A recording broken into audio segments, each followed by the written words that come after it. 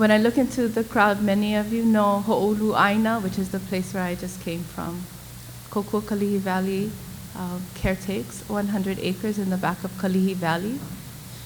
And what I would hope to speak to in hopefully less than 7 minutes is about hope and encouragement. And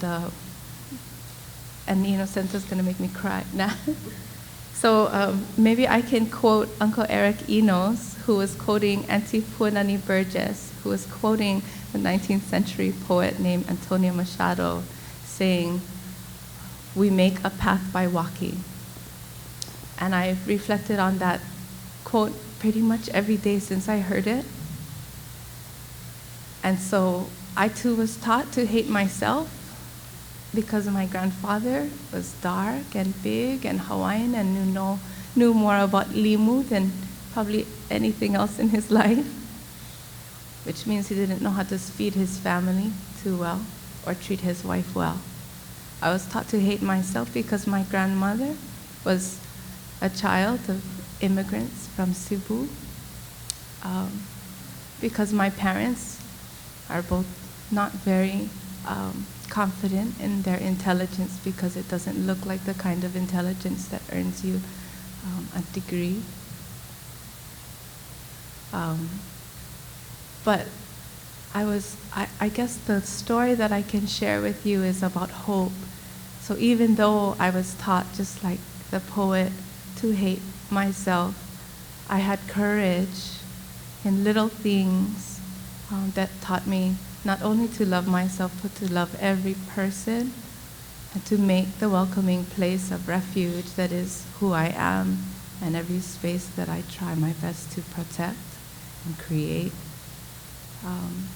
And so when my grandmother said, "If you're not a flip, you're a flop," that somehow was important to me. It got me through some teasing when I was young. And when my grandfather lomied my body to make my nose this shape and my forehead this shape and my fingers these shapes, it taught me aloha. It taught me courage to love myself, even though I was taught to hate myself. And because my hair is this way, I was teased often, but I have a beautiful auntie from Palau, and many actually beautiful aunties from Palau who I just looked forward to because they could braid my hair just the way my mother didn't know how. And that gave me courage to love my family and my land, and the way that I can see my family and my land in my hair, in my face, in my children.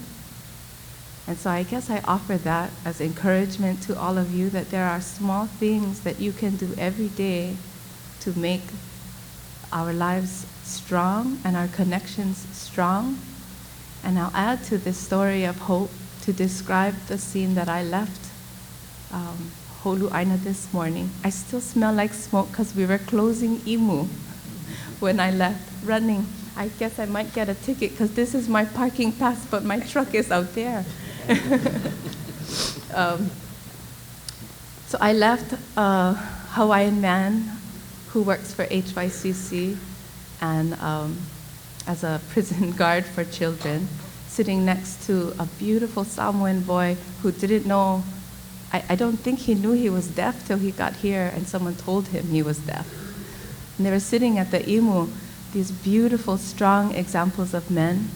The imu was closed, and a young Hawaiian girl was bringing a pot of ava to be brewed, while Placito, son of Mau, carved a canoe with his adze from an albizia, which our forestry department says is a weed. And so we cut it down, we make a canoe, because no waste. And I left Scotty and Joey, who are our youth coordinators. They were in the forest with a group of kids who were Samoan, Hawaiian, Filipino, and Chukis.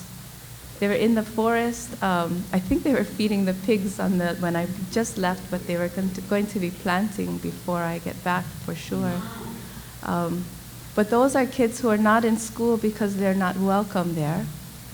They have what the DOE is kind of a DOE equivalent of a TRO because our classrooms don't suit them. I left a boy who lived down the street. He's 6'4", and his shovel was too short, but he bent down and was talking to a kupuna, learning just how to double dig, which is actually a French custom, and to grow food in the garden. And I left Auntie Eunice Kalahele, who to answer the emails and the phone, and she said, "Oh, have fun, honey, come back." So if you've been to Ho'olu Āina, it really is a welcoming place of refuge. Create those places in your life. If you've never been to Ho'olu Āina, come and see us. There's surely some work to be done that will help us to remember that we are family. Mahalo.